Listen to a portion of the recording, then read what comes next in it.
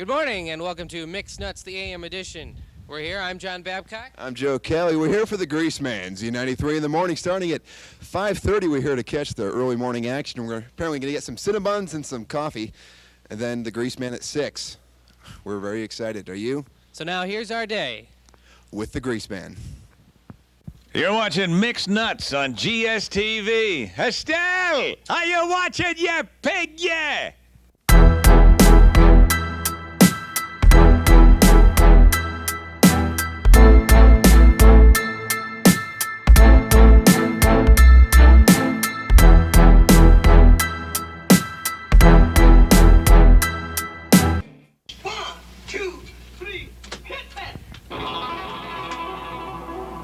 The hotel we're staying in here in Atlanta, I heard an old couple arguing about a second honeymoon. The woman was saying, 30 years, Fred, we've been married, 30 years.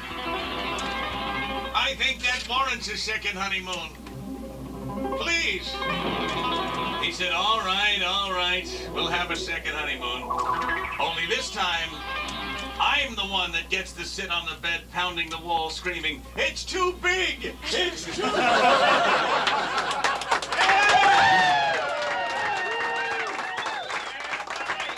Well, as you know, I'm here with Greaseman, Nino Greasemanelli, a.k.a. Johnny Avocado, a.k.a. Sergeant Fury.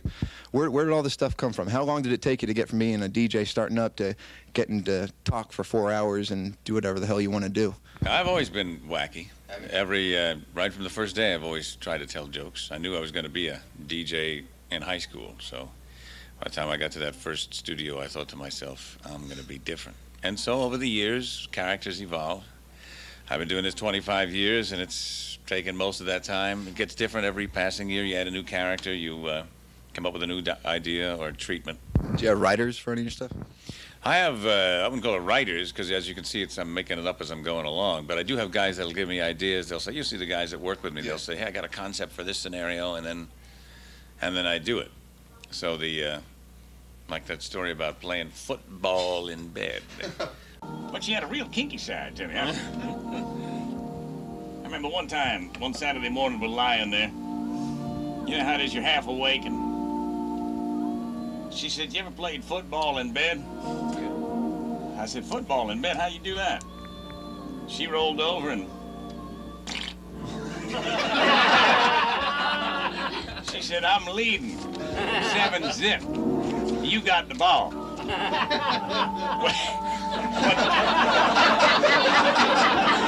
Don't be starting something like that with me first thing in the morning. Not with Mike Metamucil, you know. So I rolled over, I said, looks like we got us a tie ball game here. She was like, all right.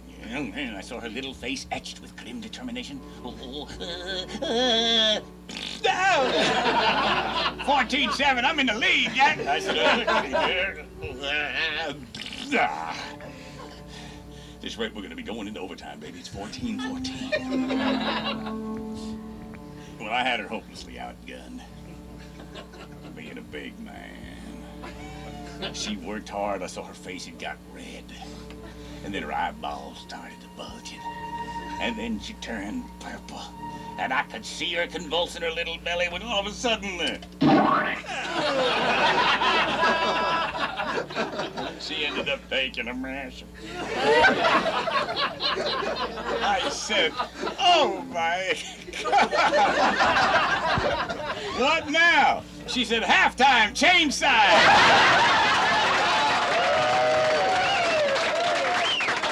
That was a joke I'd heard years ago, but it's all in the telling of it as to how gussied up you make it.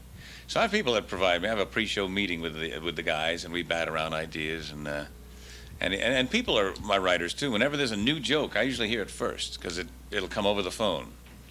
Any of the new hideous topicality stuff, or when we were doing OJ jokes, or you name the crisis of the moment from that guy, the Jeffrey Dahmer jokes and all that stuff, it comes over the blower first. I got a joke for you. Yeah. Go ahead, sir. You know why the Indian bought a jockstrap? Totem pole. Yeah. Here we go!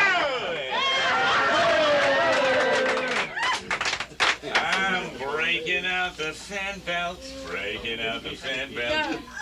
Do you have one, man? No, You sure now? wouldn't dream of it. Yeah, well, no, ladies can't bet the Bombay, so if you got it, that's all right. Ladies can't bet the Bombay. So, because that would be like a marital violation. And, Seeing you out there, I listened to you quite a bit, and one thing I noticed is I was trying to figure out where you draw the line, and I didn't see too many lines being drawn in what you go after, but I saw it today is you don't go after your fans. People call in, it's a lot of weird people, and you don't go after the fans. No, the law is that you can't be obscene on the radio. That's the law. And that things, when taken in context of your speech, are patently offensive to the community at large. It's against the law. So that's where I draw the line. I refuse to do any obscene material. I was at your show yesterday. Yes, ma'am. And I had some of my friends listening because I figured, we'd probably be on the air. Yeah. Now they're treating you like extremely different after What? listening to your show. Why is that, ma'am? They think I'm kind of perverted. They turned it on, you were singing about poop in a bottle, they said. That's not what it was even about. That wasn't what it was about at all. I'd be sick. I was thinking about no bar. Damn. They think I am some prevert or what? Yeah, as a matter of fact, they do.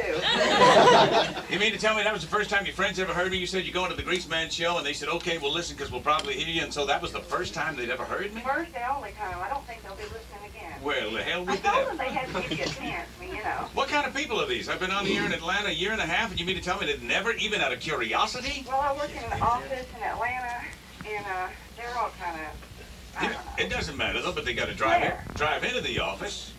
Yeah, you're right. But That just blows me away. Square. I'm not saying I'm for everybody, but you'd think somebody would sooner or later just dial in for 5 minutes just to get a...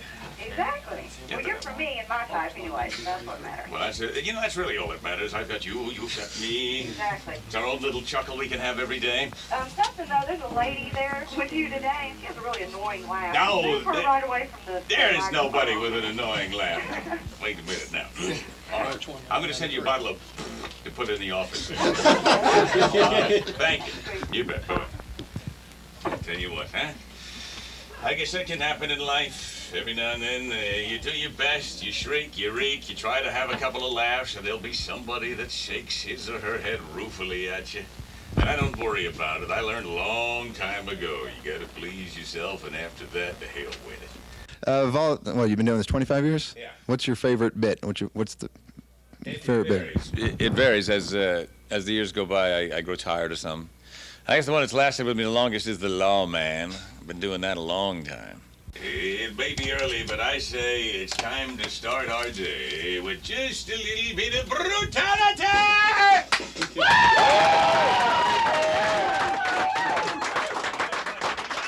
Just strap on a gun and pin on the bear and become a lawman! Well, like most lawmen, you got lousy marriages. Your wife is on your ass all the time. Oh, we never talk, we never communicate, you never help around the house. Everything's related to your job and your pursuit of your business. I mean, all you do is think about you hang around with cops. Look at this. You never take out the garbage, you never do the dishes. Why do I always have to take out the garbage? Why do I always have to do the dishes? Finally, you've had it. She's on you at the wrong time. When you're loading the 870. You say, you tired of the garbage? You tired of the dishes? I'll take care of them. Here's your garbage. Here's your dishes. You blast the garbage. You blast the sink. And fishtail out of there before anybody can call in shots fired. Sure enough, you're on the road and there's some guy weaving all over the place. You hit the siren and pull the idiot over. And he is so drunk. When you tell him to step out of the car, the door opens and he just falls right there out on the pavement. You drag him by his tie to the back of the car, tell him you're under arrest for DWI, and you decide to inventory everything in the man's vehicle. So you leave him at the back of the car and you start feeling around under the seats for contraband, weapons, look in the glove compartment, writing down all the crap he's got in there. Well, after about 15 minutes, you walk around in the back of the car and you realize the guy's been driving an old bomb without a catalytic converter and he's been right under his leaking exhaust and he's dead! Dead! Just thinking to yourself, oh no! Oh my God, I'm gonna get sued. It's gonna be over. My career's over. Then you think fast. You get on the radio. Need some gunfire. You get on the radio and you say, in pursuit of a suspect, he's running! He's running, oh my God, we're going left on Common, right on 4th. Oh my God, he's pulling a gun out on me, Jesus!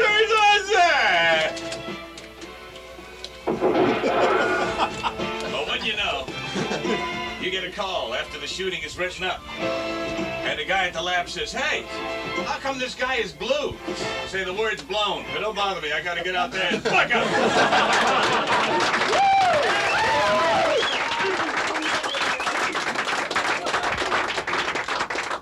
Sergeant Fury, I like that. Dispel the rumors. What were your former jobs before being a radio DJ, if you can name them?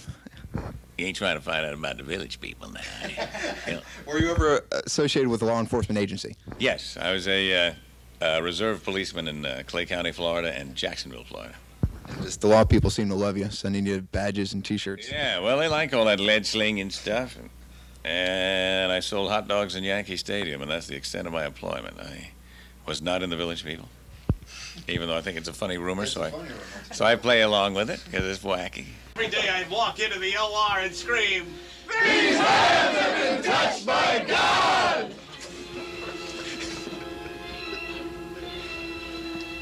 Yes. As a surgeon, I love to cut. Some people would say, let's do radiation and chemo. I'd say, let's cut it out. I always wanted to go for the cure, you know? Somebody'd say, hey, we got a spot on his lungs. We better radiate. I'd say, well, so what? That's just slowing down the inevitable. Let's cut it out. Let's go for the cure. Well, one day we had this elderly man that had all kinds of spots in his lungs. I diagnosed it as an oat cell carcinoma. I looked at his x-rays. I say, surgery's the only answer. Dr. Barsham, who was with us at surgery, this guy's so weak and feeble, he'd die if you cut his hair. What do you mean, surgery? I'd say surgery's the only answer. Let the next of kin decide. So I walked out to the hallway. I said, look, if we radiate, we may buy him 6 months, but if the surgery's successful, he could go 5 years without a remission. I mean, with a remission. So it's your choice. The surgery is a little risky, but I think it's the only answer for long-term survival. The family said, well, let's do surgery. Surgery! And I looked at Dr. Barsham. I said, So sure enough, we got him in the OR, and the operation began. Well, I wasn't operating on the guy 2 minutes when...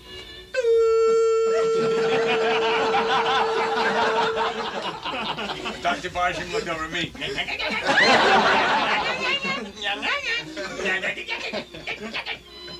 I said, stop it! Stop it! I had to give it a try, my God! I had to give it a try! He said, well, I guess somebody's got to talk to the next of kin. Waiting out in the hallway. Well, I took off my bloody apron and chucked it aside, peeled off my surgical mask, threw my rubber gloves in the trash, and I walked out. They were all looking at me expectantly. Yes, doctor, yes. I said, well, I got some good news and bad news. The good news is your grandfather will be leaving the hospital in a limousine. The bad news is he'll be headed for a funeral party.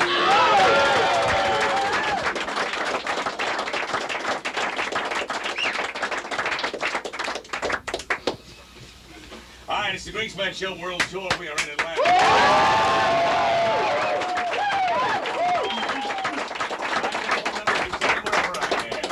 800-544-9294. If you're in Atlanta, call me right now. Elsewhere, just remember to dial me 6 to 10 a.m. East Coast time. Stand by. There's going to be more in the Greaseman Show.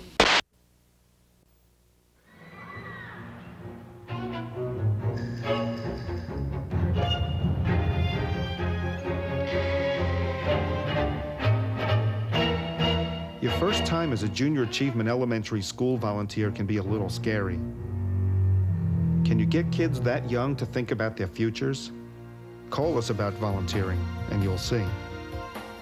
We'll supply you with training for this new program, and the kids will supply plenty of motivation.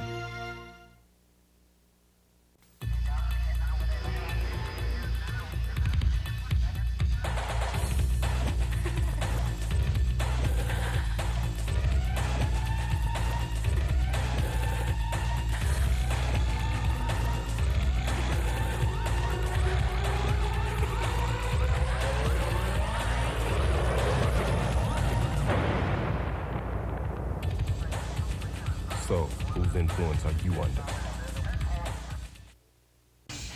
Now, I tell you what we haven't done. We haven't taken a trip to a place where I like to go with this. Nobody's ever heard of orthodontia. At all times, relatives spend lots of time together in unsavory ways. When the farm animals are a little jittery. I'm talking West Virginia!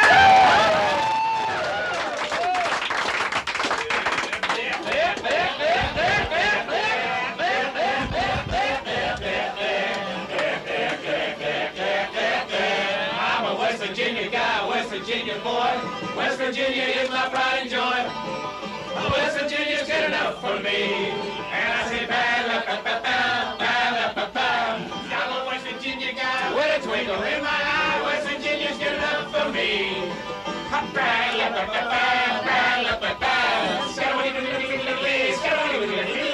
West Virginia's good enough for me.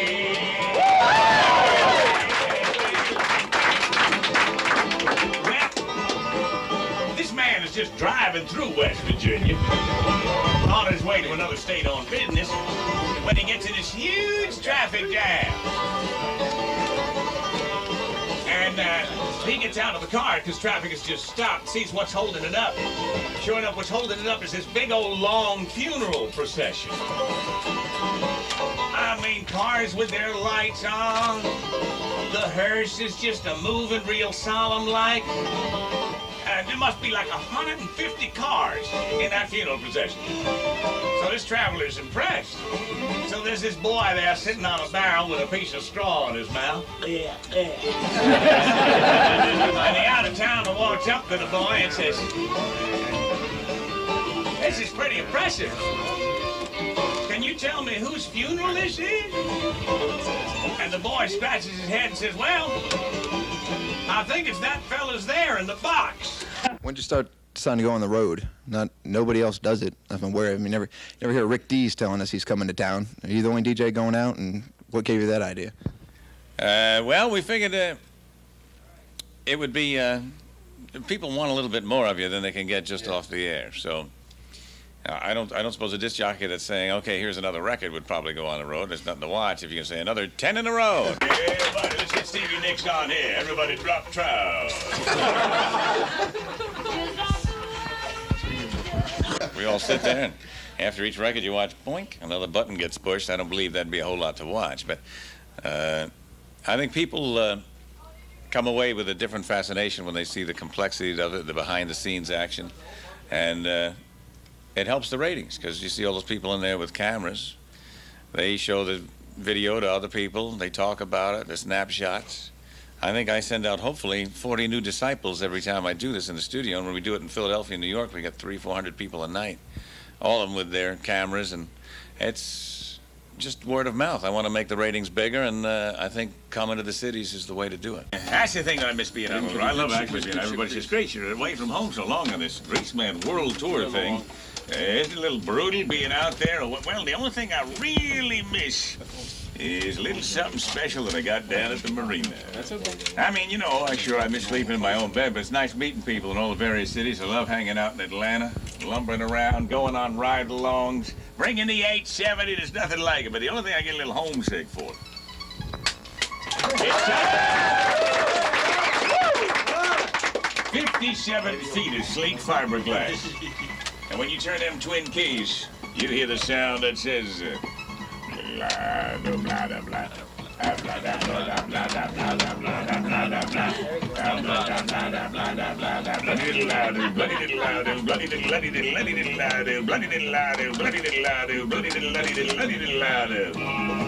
You hear the good ship Greaseman from its teak decks. to its sleek lines. Many's the morning you'll see me going through that no-wake zone bird sanctuary. Me with them manatee chopping props. Go through the belly of a baby seal like Buddy.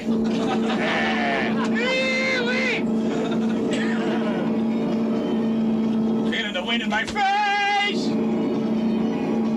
And then if I want to, just to get out of elements for a while, I got doors like they have in Star Trek. You know, you just walk near them and they go. The doors open up and there you are in the main salon of the boat. Hello, good to see you. So nice of you to come. Yeah. Have you tried the pate? Very nice. Hey, I wonder what the poor people are doing now, huh?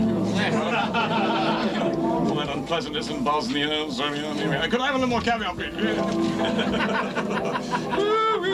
You know, I've heard that someone came to the door the other day and said, do you realize, sir, for a donation of $20, you can feed and clothe a Biafran boy for 2 weeks?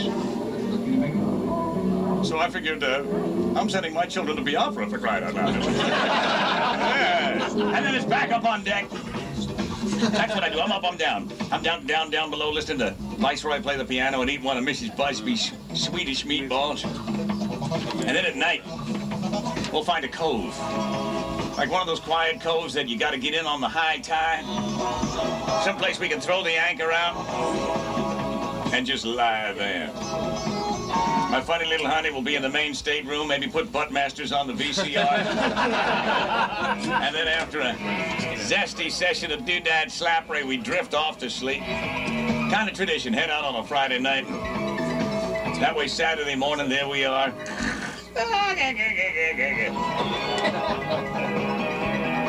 Well, you know, the last Saturday I was home, we went for a cruise, anchored up. And in the morning, must have been about 6 o'clock in the morning, from outside, we're hearing. I'm turning over in my seat. My funny little honey, she's like, what the hell is that? I said, it sounded like a bass boater. Somebody at a flat-bottom John boat fishing. She said, it's 6 o'clock in the morning. I said, well, I'm fishermen, they fish early. She said, oh, it's real great. Here we have one morning we can sleep late, and we got to listen to that. Oh, listen to it. She's like, I can't sleep with that. I said, all right, I'll fix it. So I went up on deck and I whipped the tarp off the 50 caliber machine guns. I spun him around to where the guy was flicking his line. I said, hey!